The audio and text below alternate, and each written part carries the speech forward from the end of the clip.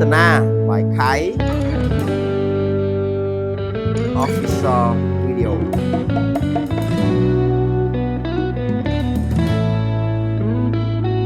ម្ចាស់បត់ទឹកភ្នែកបូស្រង់លើម៉ាស្ការ៉ាគេទៅអូស្ងាត់លើមកនេះមនោសញ្ចេតនា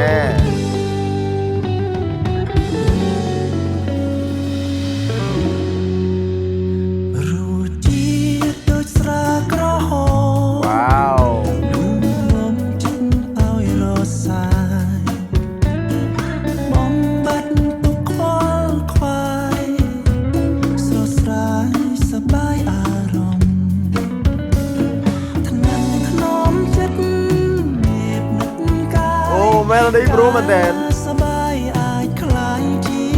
ខានអបកងភ្លេង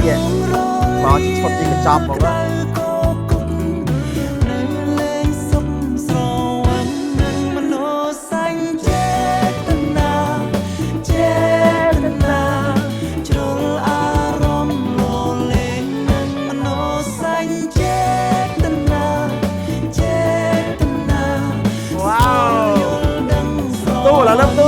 ច្រើនណា trending ហ្មងណាកលើគាត់មករសជាតិជាគាត់ហ្មងណានេះមិនគេហៅថាជា artist professional ចេញមកជាខ្លួនឯងហ្មងនឹងរសជាតិស្នេ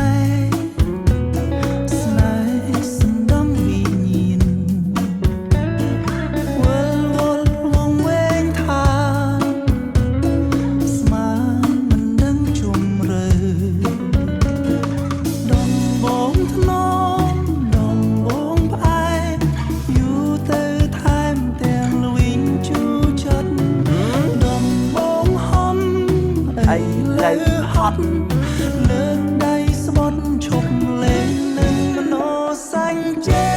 តនាអូលយមែនតើរំលលេងនឹងមនោសញ្ចេតនាស្គាល់យកមានទូខ្ជុះទេនេះ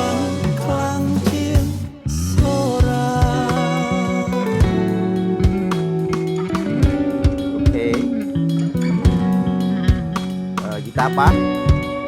តាសូឡូ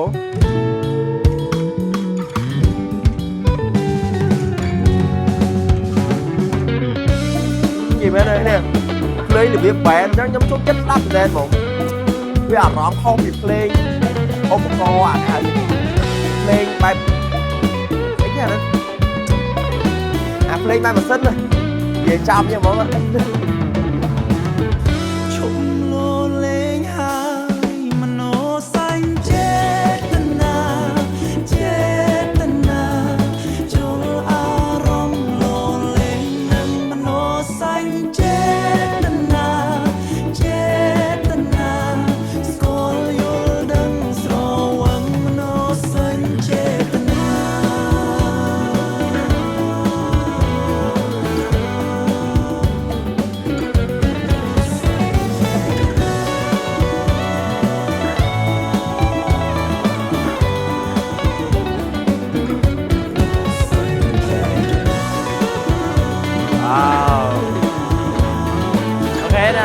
ចាំហើយយកឃើញយ៉ាងណាចំពោះបទចម្រៀងរបស់បទនេះរបស់ម្ចាស់បទ Mascara ឥឡូវគាត់ចេញបទថ្មីហើយគឺមនោសញ្ចេតនាអូខេ